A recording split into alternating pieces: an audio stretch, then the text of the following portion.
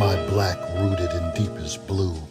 I walk alone amongst the masses, a stranger, closed, sullen, rigid as stone, back bowed, wearied brow, searching for land to call my own, ready to take on all comers who would dispute my rightful claim of ownership. This land tilled, these buildings stretch upwards, were built with these hands, brick and mortar, and yet I received none of the credit for erecting this America. Blood and sweat nourishing soil, year after year, in toil like somebody's old mule. My spring of youth disrupted, disillusioned by whispers, then words written onto paper, decrees and declarations, liberty for all except me. Summer has become a misnomer. Winter comes far too often and overstays its welcome, and autumn has simply fallen by the wayside. So I ambulate from place to place, the home from whence I came, just a picture I carry in memory. Every now and then time permits, and I remember the language, the people, the rhythm of the drum. I'll let you know when I make it home.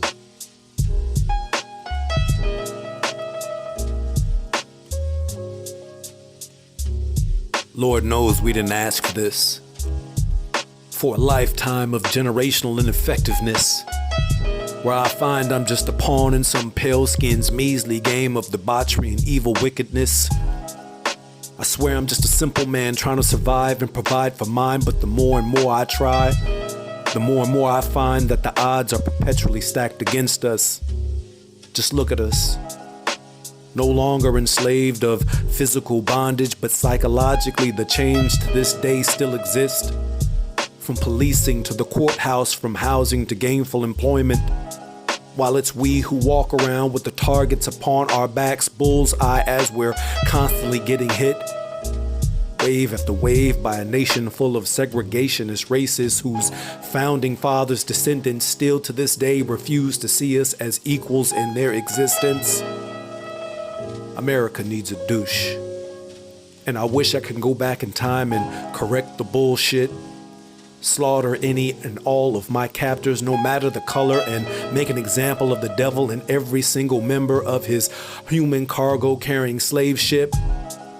And if worse came to worse and I still found myself chained and shackled in the belly of the Jesus of Lubeck, I'd wait for the right moment and lead by example and make my way up to the top deck, just after slicing a dozen necks, just so I could jump ship and drown like my ancestors in shark-infested waters on the God-forsaken Middle Passage.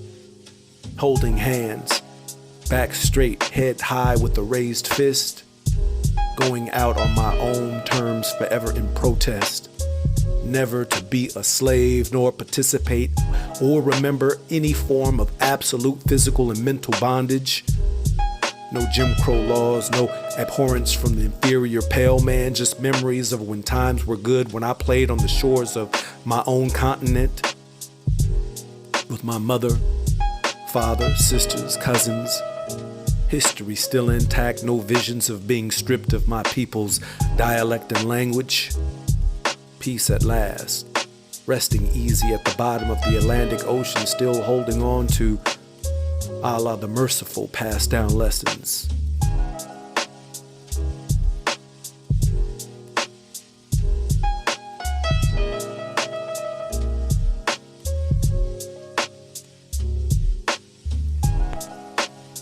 Ladies and gentlemen, I'm Carl T. Rowan. As the new director of the United States Information Agency, I have the privilege to present to you a dramatic document of man's continuing search for dignity.